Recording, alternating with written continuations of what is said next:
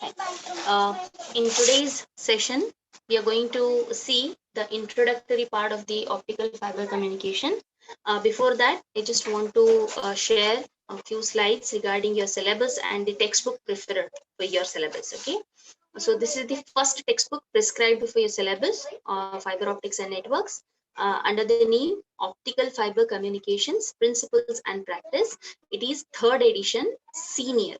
Okay, John Senior. This is the first textbook prescribed for you. So out of 5 modules, 2 and 3, like 2 modules, 1 textbook, 3 modules, another textbook. This is the second textbook prescribed for you, Optical Fiber Communications, that is Kaiser textbook, that to 5th edition. These 2 textbooks are prescribed for your syllabus. If you see your syllabus, the first module deals with the basics of optical fiber communication. Actually, I have already taken one class, the offline class. There I had given some assignments to a few students who had attended the class. So we had basically seen what is the communication, what is the requirement, and everything we had discussed in the introductory part. So in the first module, you're going to deal with the basics of optical fiber communication, some even mathematical modeling also you will see. This part probably is not very unknown to you. You know it already regarding the ray theory, how the optics work, how the waveguide transmission exists, those things, the basics, with little bit extra details you will be saying. Okay, with the transmission characteristics of optical fiber and some of the connectors, practically, which means you're going to learn sources and photo detectors and optical receivers. So in today's session, we are going to see the general system also, wherein what is this optical source and optical receiver you are going to see.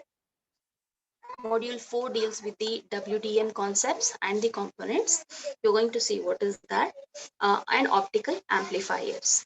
And finally, in module 5, you're going to see the optical networks. Some, connected to your CCN, computer communication network, some protocols, OSI reference model, those things. You can connect that to optical networks here. You're going to study in module 5. Okay. So today we will start with the optical fiber communication, historical development, and the general system. Hopefully today we are going to deal with these 2 topics.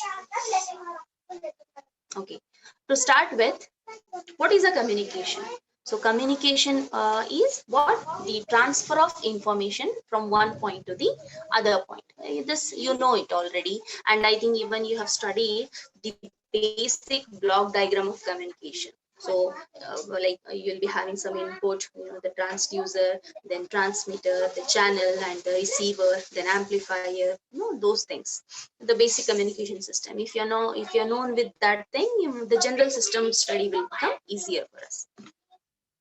Okay, before going further into the optical fiber communication, first we should see how the communication has been developed. You know it already, how your 90s to like after 2000, I think you're all born, but prior to that, and 1970s, 80s, 90s, what were the developments, how the telephone was there, then how the handset got changed to the miniaturized concept came into existence, and then smartphones, those things, briefly you know it. But before going into the optical fiber, okay, we will see some general historical development, how the communication got developed. Okay, I have written here, I have shared this on the screen. You can see in 1800 and in 1800 BC, sorry, 800 BC, Greeks, they used to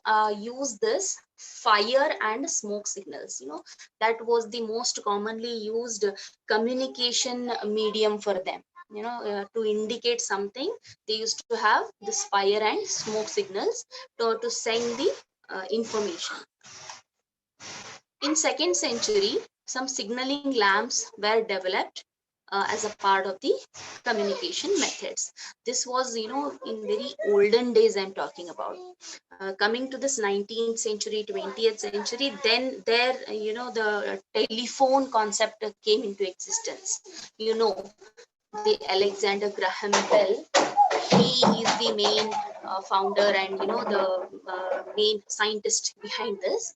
So in 1880, Alexander Graham Bell, he reported the first transmission of speech using a light beam. Remember, using a light beam over a distance of 200 meters. I think probably 200 meters means in a room. Okay, one room and the other room. I think that communication he tried first time.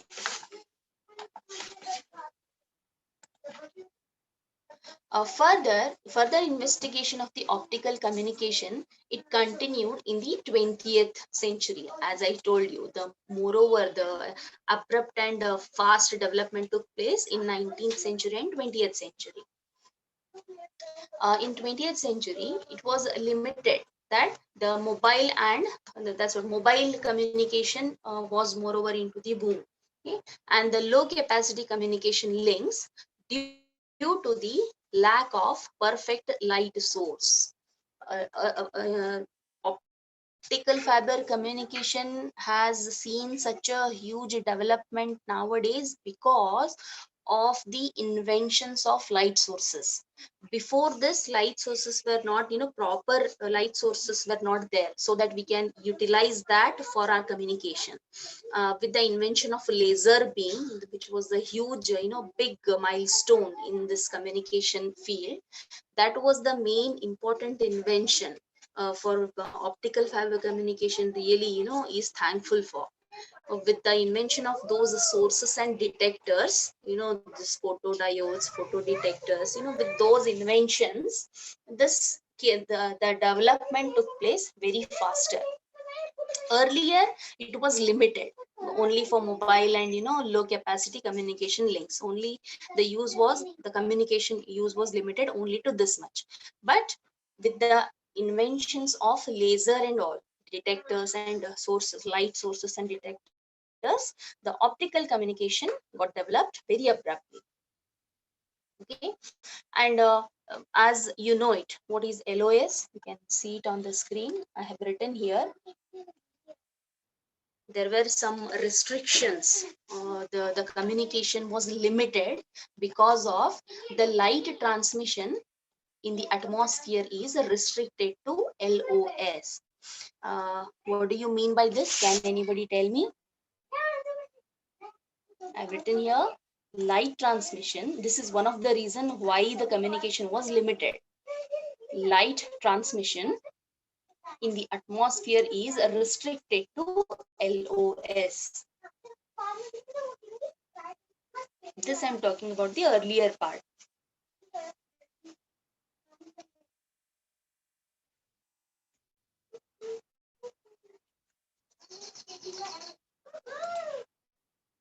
Loss of sound. Loss of sound. Okay. Anybody else?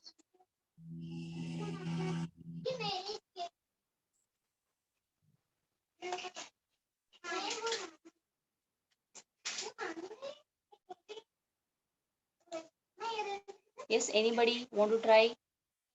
Nazia?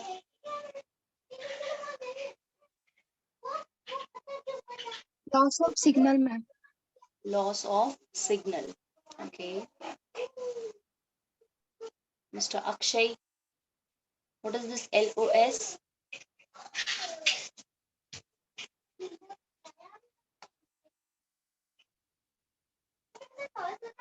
What, ma'am? What is LOS? I hope it is visible on the screen to you. Shall I just zoom it? Line of sight. Line of sight.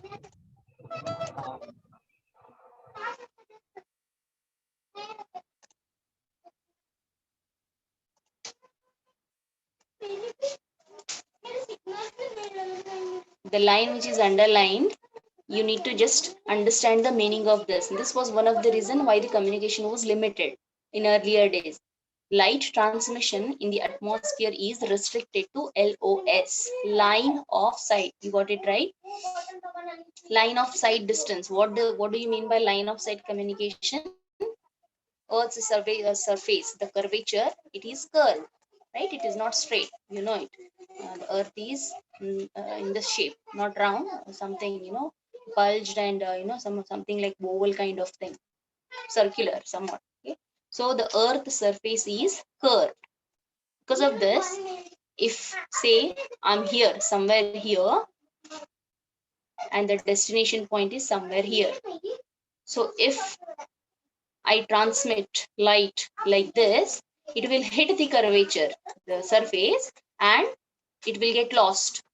Okay, it will change its direction. I don't know, something will happen here, but it will not reach properly at the receiver side because Earth's surface is curved. This is line of sight communication. That's why whenever we say transmitter and receiver are there, the heights of those antennas, transmitter and receiver, they should be sufficiently high so that the line of distance, line of sight should be correct. This is called line of sight. Fine, I hope you understood. This is one of the restriction which was faced in the earlier days. And one more thing, the transmission severely get affected by the disturbances like rain, fog, dust, snow. If these are present in the atmosphere while transmitting the light, that's what I said, it won't be received properly because of the presence of these particles or molecules, rain droplets, fog molecules will be there, dust, snow. Because of these, because accuracy will not be there. So earlier, these were the limitations. Why the communication was limited to only some mobile phones and some low capacity communication links.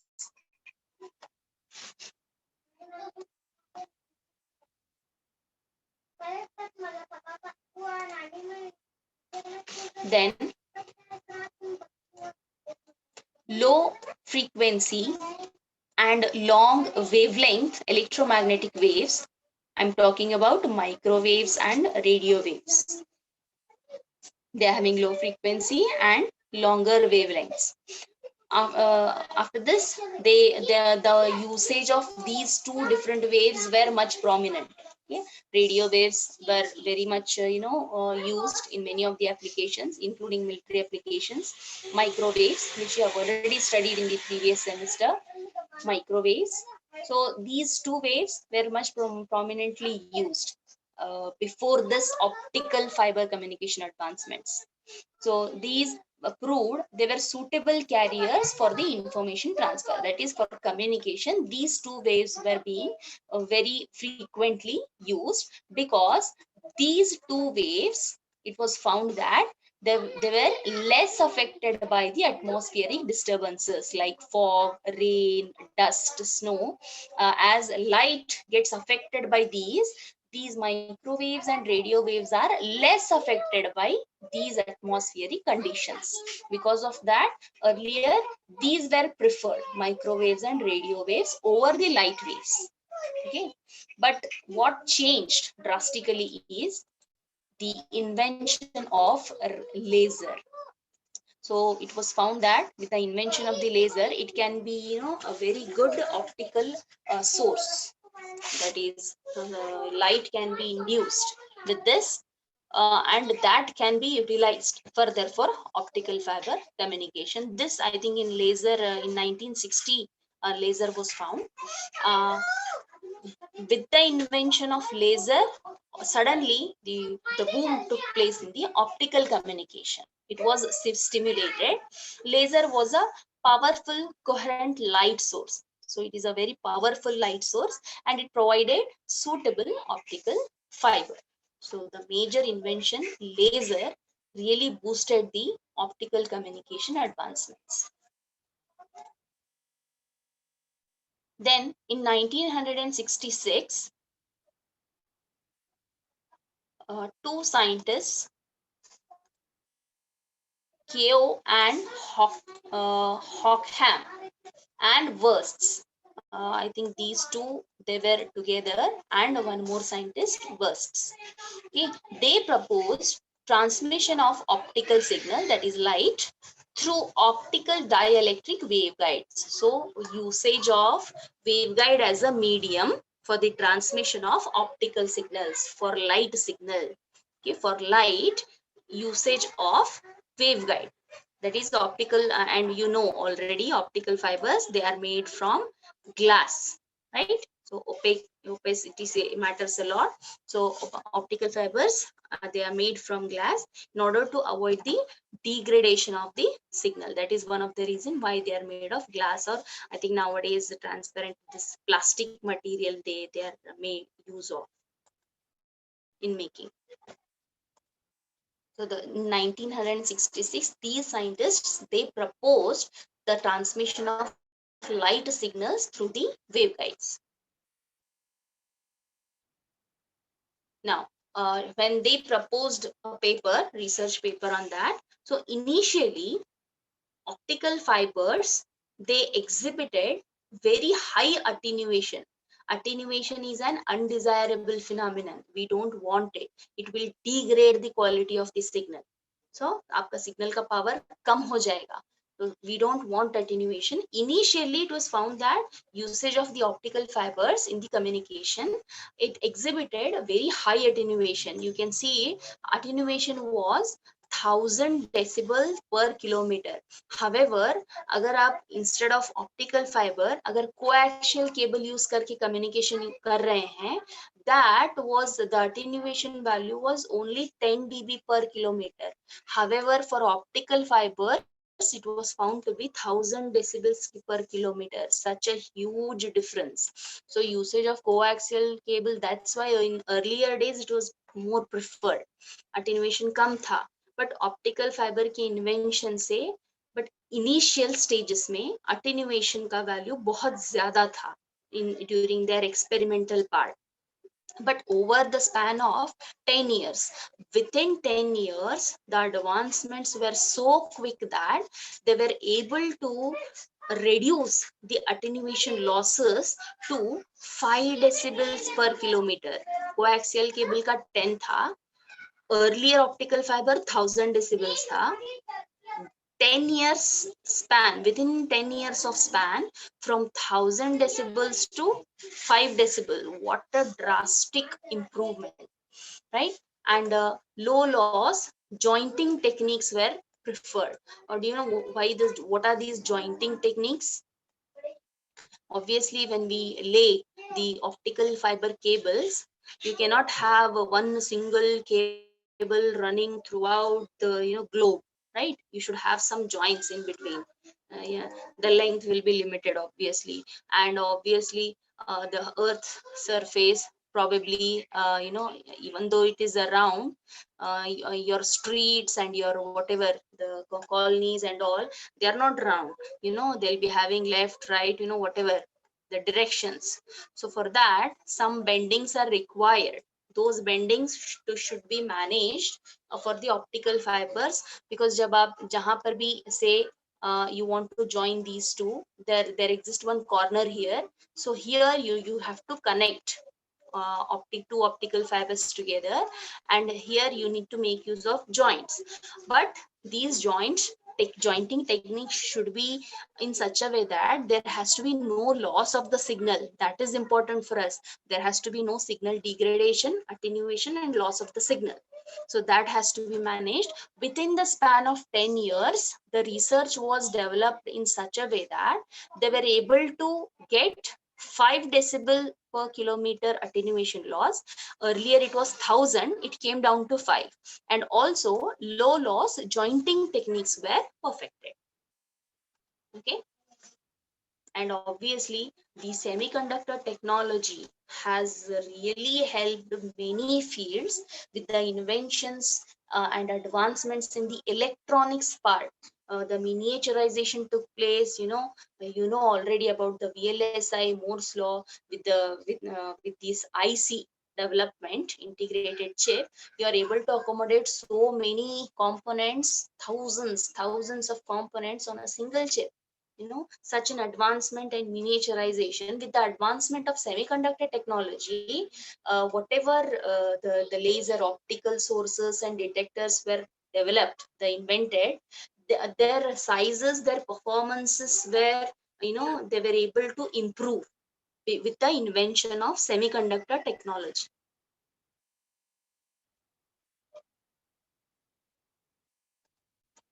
So in 1970, probably, with the advancement in the semiconductor technology, the optical sources, that is the laser and LED, and the optical detectors, that is photodiode and phototransistors, they are compatible in size with the optical fibers. They were designed. So again, semiconductor technology, the advancements, they helped the optical fiber communication to grow perfectly. Okay, and the advances in the device structures, they increased the lifetime of the laser to 1,000 hours, from 1,000 hours to 7,000 hours. See how, what is the lifetime of that laser being. Okay, in 1980, optical fiber quickly came to dominate the system applications within telecommunication. So अब तो हर जगह जियो ही जियो है, it already. And today systems operate at, what is the speed, 10 Gbps and even beyond that.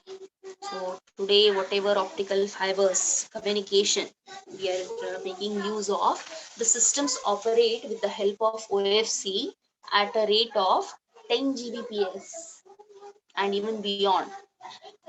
And with the newer technologies like DWDM, earlier in the syllabus you saw what is WDM. It is wavelength division multiplexing. So DWDM is dense wavelength division multiplexing, and EDFA, these two are the newer technologies. Erbium doped, this is the material, erbium doped fiber amplifiers. With the advancement in these two technologies, data rates to beyond even terabits per second. This is giga. After giga, tera. Tera is how much? 10 to the power of, what is tera? I think mega is 6, giga is 9, tera is 12. Over the distances in excess of 100 kilometers is achieved. So still further advancements are going on. We'll see how much speed we are going to achieve still. This is about the historical development, how it started with the smoke and fire signals just for some communication purpose. And then with the inventions of, even in between, you can even visualize this analog communication, digital communication, all will come in between. Okay, and then the mobiles, then short distance communications, and after that with the inventions of laser, which was a really milestone for optical fiber communication advancements, because they were able to use laser as an optical source, light source. With the use of that, they were able to communicate using optical fiber. So this is about the historical development of optical fiber communication. Now, electromagnetic spectrum, a small part is there. You should know where this optical fiber communication, it lies in the complete band of frequencies. So for that, this electromagnetic spectrum study is important. For that, let me just show you. Can I rotate this? Yeah, fine. Okay, I hope it is visible to you clearly. Try to read it out. Let me just use the highlighter so that it is visible clearly to all of you. You can see here, you have cosmic rays, gamma rays, X-rays. Actually, I'm coming like this. Let me start with this, okay? Long wave, broadcast, short wave, VHF, UHF, very high frequency, ultra high frequency, all this much. Whatever is indicated here, all these are coming under radio waves. Okay, they are all radio wave frequencies. Long wave, broadcast, short wave, VHF, UHF. Okay, and then comes the microwave, then millimeter wave, far infrared and infrared. So if you can see here, after infrared, within that range only, this particular optical fiber communication lies. 10 to the power of 14 onwards, you can see here it is visible spectrum, and then ultraviolet, X-ray, gamma, and cosmic rays. Remaining rays are on the right side.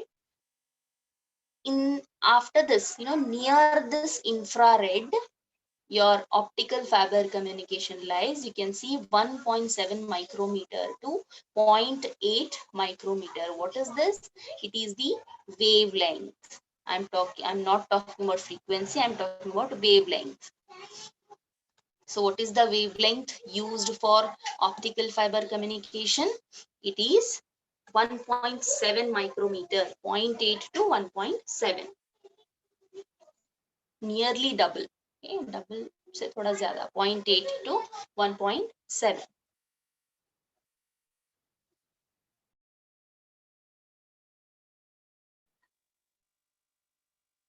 Just the structure, you need to just have a look. Okay, how you should have the idea what are the frequency ranges of different waves and wavelengths. Even while dealing with the microwaves part also, I had told you many times, you should be thorough with the electromagnetic spectrum. What is the wavelength, what is the frequency range for different waves. Okay. So for optical fiber communication, remember 0.8 micrometer to 1.7 micrometer, that particular wavelength is being used. Okay. So whenever you're giving the details of the range of frequencies, you take the spectrum, right? You use the spectrum. In the similar manner, if you want to have the range for wavelengths, okay, not for frequencies, I'm talking about wavelengths, you make use of windows. Let me just try to show you. Hope this is a very known thing to you. No need to tell you again. Let me rotate it back.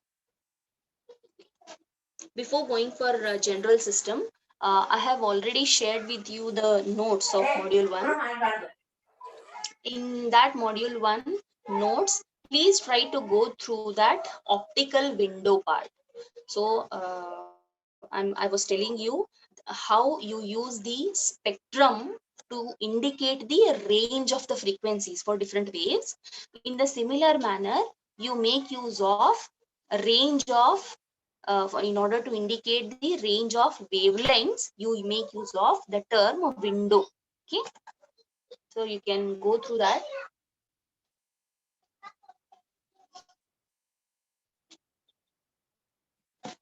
Okay, let me first briefly explain this, and after that I'll try showing that. Let us go for the next one, the general system. Okay, general system indicating the general communication system.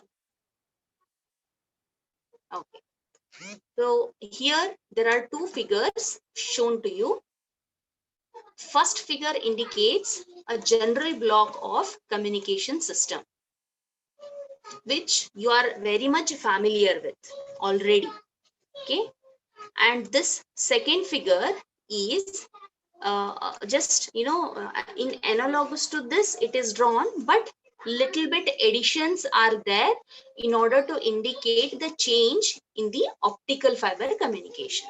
Okay, let's see first how the general communication system works, and then we'll go for the optical fiber communication. You know it already. In the atmosphere, so assume that you want to transmit sound, that is audio signal. Okay, my voice, if I want to transmit that audio signal will be analog in nature. So what I should do it, we have to convert this analog to first that to analog signal. It is some the physical quantity is existing. So I need to convert it to electrical signal, which is understandable by the devices. So I need to convert the sound to electrical signal. That is done by the transducer. Information source is actually my voice, my audio signal. From this, before going for this transmitter, I have to here make use of one transducer to convert the signal present in the atmosphere, capturing that, converting it to electrical signal. From that transducer, it is given to the transmitter. Transmitter will be having a modulator. You know what is modulation.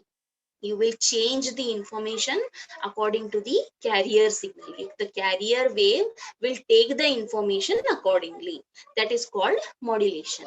So after modulation, you make use of a channel, okay, a communication medium you require.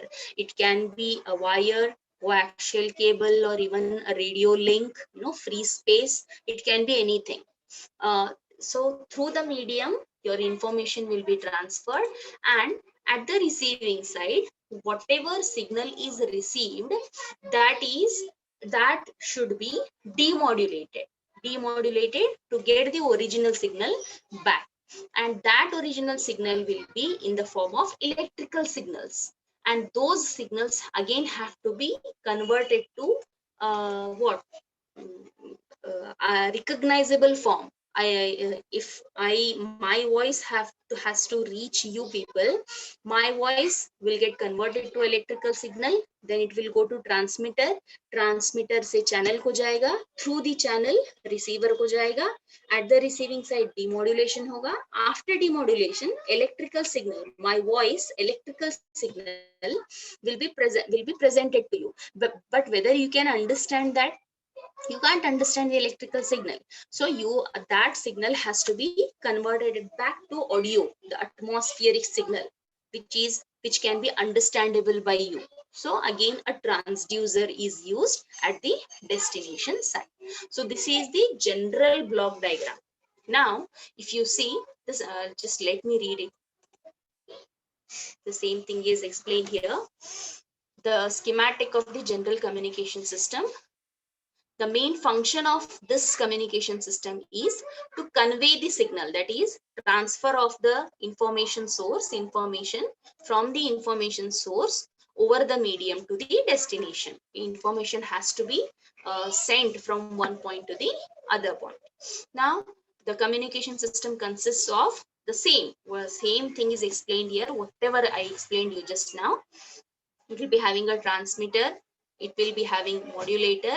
Here transducer is not explained, but you need to know in the atmosphere whatever signal is present, audio signal, videos, the things, those are physical quantities.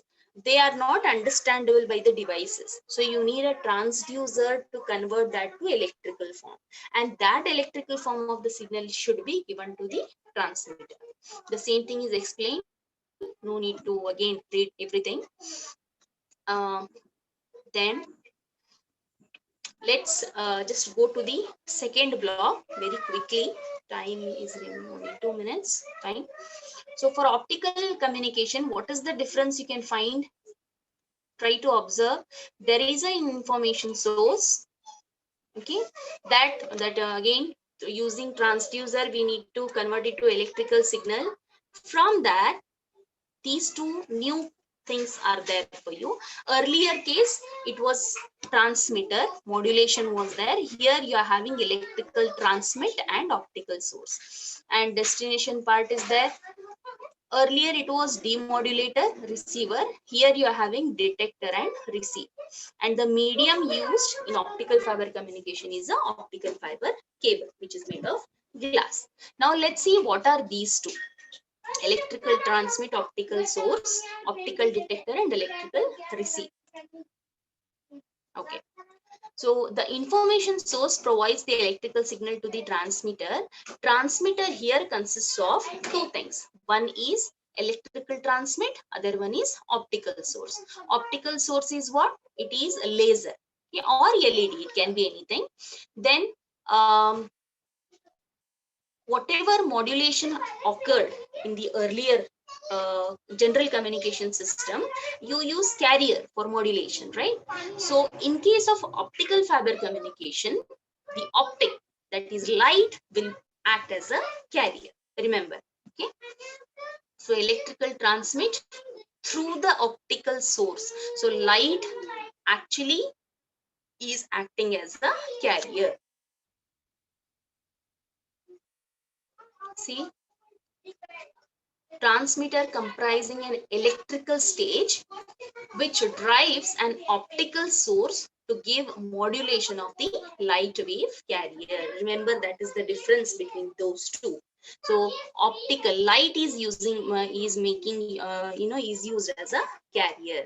So this is about the optical fiber communication difference among the communication system and the optical fiber communication. This is about the transmitter side. Similarly, we should study about the receiver side. At the receiver side, you'll be having optical detector instead of demodulator. Detector can be a photodiode or a photo conductor or photo transistor. In detail, how